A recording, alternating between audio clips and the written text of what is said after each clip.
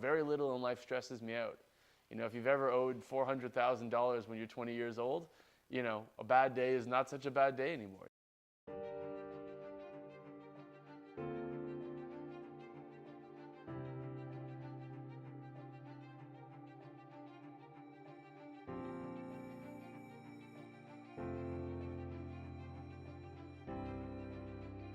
Well, I started out cycling because my older brother was really into cycling. We started out just riding around the neighborhood. We were right next to Stanley Park at the time.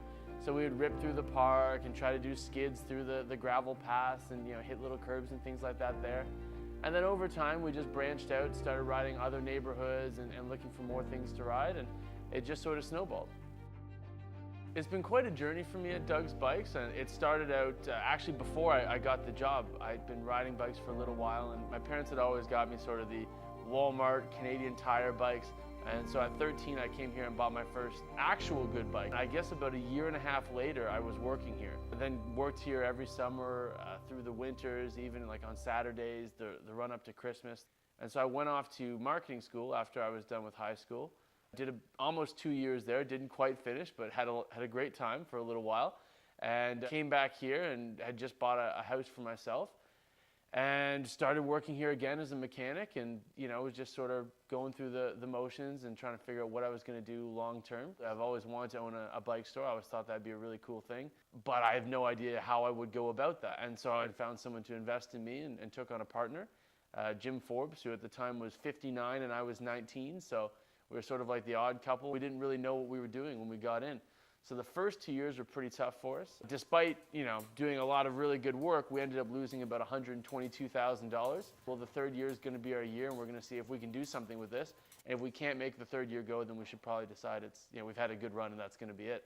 And we ended up turning a $75,000 profit in our third year, which wasn't enough to dig us out of the hole that we got ourselves in the first 2 years, but it was sort of a light at the end of the tunnel. So I ended up buying Jim out and structured a deal, like a long-term deal, so I still leased the building off of him, and that gave me the freedom to sort of work on my own for a little while, and then also gave me the ability to sell some of those shares to bring in some investment for the company to get us some finances that we needed to really be able to take it to the next level and propel it forward from there. It was very tough, particularly in the early going.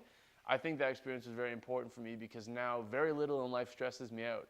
If you've ever owed $400,000 when you're 20 years old, a bad day is not such a bad day anymore. You're able to overcome a lot of things once you've had to deal with that kind of stress early on. So I'm very thankful for that process. College was an interesting time for me. I've dealt with depression my whole life, and I sort of go through waves. And I fell into it really hard in that second year of college. I wasn't able to eat, was sleeping maybe 3 to 5 hours a week.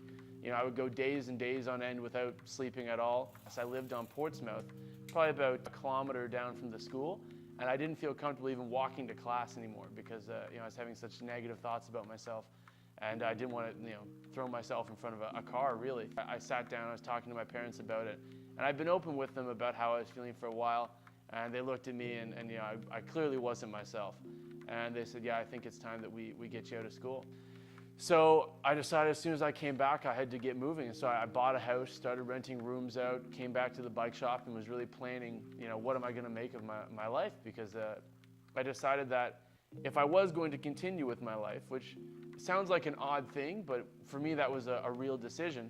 I said, if I'm going to continue with this, I have to be doing something I'm passionate about, or there's really no reason for me to be taking up some space. Because of what I just come through, when the store became available in September, it was sort of like an aha moment. I went, oh, okay, well this could be that thing. You could spend some time and own a bike store and fill what was really a childhood dream for quite a while. And that's how that came together. And you couldn't have planned it like that. And certainly if I could have planned it, I wouldn't have planned it like that. But the way it worked out ended up being perfect.